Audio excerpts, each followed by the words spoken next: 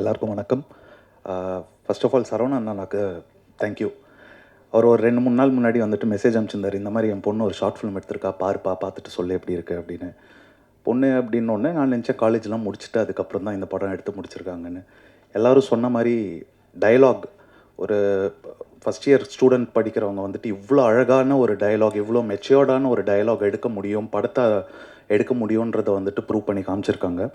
And இங்கே எனக்கு தெரிஞ்சு சரவணன் அண்ணாவோட சந்தோஷமாக பெருமையாக யாராலையும் இருக்க முடியாதுன்னு நினைக்கிறேன். அவ்வளோ நான் அதை பார்த்துருக்கேன், அதனால் நான் இதை சொல்கிறேன்.